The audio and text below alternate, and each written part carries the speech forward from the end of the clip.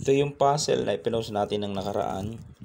Hindi natin nabalikan, kaya ngayon ay ating babalikan. Ang rules ng puzzle, unang sulong ang pula, 4 tabla ang itim. Ibig sabihin, pag makatabla yung itim, ay panalo mga boss. Pasaan ba ang itim? Pababa. Pag makarating dyan, dama siya. Ang pula may isang dama at isang piyon. Pataas naman. Okay. Ito, dama na to ha. Understood, dama kasi may nakasulat ng dama. Pagka plain, para sa kaalaman ng iba, nakasulat na ng dama, hindi pa maintindihan kung dama ba yan o piyon. Pag plain at wala naman nakasulat dyan, walang corona, walang nakasulat na kung ano, understood, piyon yan mga boss. Okay? Unang sulong ang pula, dapat hindi makatabla ang itim. Maliwanag ha? Ang partida ng itim ay makatabla, panalo na. So, gagawa natin ng paraan para hindi siya makatabla. Kung susulong ka lang ng basta, halimbawa ganyan, tabla na yan. Aabante lang siya eh. Pagkain mo, naroon na siya, hindi mo na siya aabutan. Kasi dadama na, mauwi na sa draw. Tig-isang dama, tig-isang piyon. Okay? Yan ang posisyon. Pag umalis ka naman, halimbawa, dito ka, abanti lang yan. Paano mo makokontrol yan? Ito lang naman nagalaw sa'yo. Kasi yung isa mo, hindi mo pwedeng isulong. Pag dito ka naman, yan, abanti siya. Kasi meron pa siyang isa doon, no? So, ano ang best move? Para makontrol mo ang dalawang ito. O ang tatlong yan. Ang best move natin dyan ay dito. Ayan. Siyempre, ang itim, susulong, no? Pwede siya dito, dito, at dito. Una niyang makikitang isulong yan dito.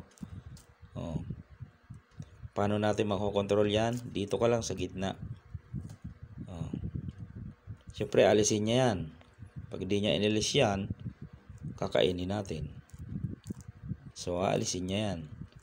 Pag alis, umilag, pakain mo na yan. Kain siya, kain ka dalawa, eksakto na ang bilang niyan. Isa, isa. Isa, isa. Papakain niya na. Wala na eh. Sakto ang bilang eh. Dito siya, dito ka. Dito siya, dito ka. Okay, nakuha. Sunod, balik sa position. Dito tayo. So, dito, talo siya, no? Dito naman. Halimbawa, dito siya. Kapag dyan, babantayan mo na agad dito. Para hindi makasulong doon. Makukuha mo yan. Kahit bumaba siya dyan, mababantayan mo yan. Pag umabante yun, yun, chance mo na. Ibante mo na rin ang piyon mo. Para idama mo na rin. Diba? Pakain niya man ito, dito siya, walang problema. Pwede mong ilak. Okay, balik sa position. Ito ang key move. Kanina dito siya, dito ka naman. Bantay uli, bantayan mo. Dito siya. Ayan, dito maganda eh. Pag dito ka lumagay at doon, pag doon, syempre papakainan. Pag dito ka naman lumagay, abante naman yan. So, hindi mo na makokontrol. Anong gagawin? Ikutan mo sa kabila ka tumira. Yan. Pag tumira dito, talo. Kasi gaganong ka. Talo yan. Wala siyang sulong na maganda. Puro kain. Pag dito, kain dalawa. Okay? Pag dito, kain dalawa. Pagbaba niya, habol. Wala din.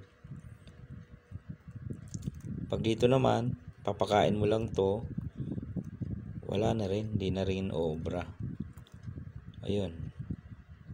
So, balik natin. Dito tayo, dito siya. Bantay, dito siya, ikot. Dito naman, yan. Pag dyan, ito na, siguruhin mo dito. Hindi naman yung titira dyan, makakain. Pwede siya dyan. Pwede. Dito ka kumain. Pag umabante dyan, bantayan mo. Dito siya, isulong mo yung piyon mo. Pag nag-sacrifice at umabante, kayang habulin, dadama ka lang. Pag umilag, ayun, di ba? Saan siya magsasacrifice pa? Dito siya, doon ka. Wala na. Dito siya. Dito naman, wala rin. So, ayun mga boss. Ang solusyon na inikutan kasi, no? Dito ka naglagay eh. Bantay, dito siya, umikot. Kasi kung di ka iikot, tatablayan mga boss. Dito, doon ka na. Pagpalagay na pinabayaan, kain ka dito. Dumiretso doon. Bantayan mo. Pwede siya dyan, pwede dito. Halimbawa dito siya, yung piyon na itira mo. Nagpakain, sacrifice para makadama siya. Dadama siya no? Habulin mo. Wala siyang sulong. Kundi dumama, di dumama ka rin. Naabutan. Pag sulong niya, kainin mo. Yun. Diba? Inikutan mo dun eh. Ito namang isa. Doon pa rin. Ngayon, dito siya. Isulong mo yung piyon. Diba? Umabante. Yung piyon. Dito siya. Dumama ka ngayon. Wala siyang matakbuhan. Iilag. Dito na. Yan, kain dalawa. Pag dito, kain dalawa. Okay mga boss, yan ang ating sagot doon sa ating iniwang puzzle nung nakaraan. Okay, namamaos na ating boses. Tuloy pa rin mga bossing sa pag-promote ng larong damang Pilipino. Alright.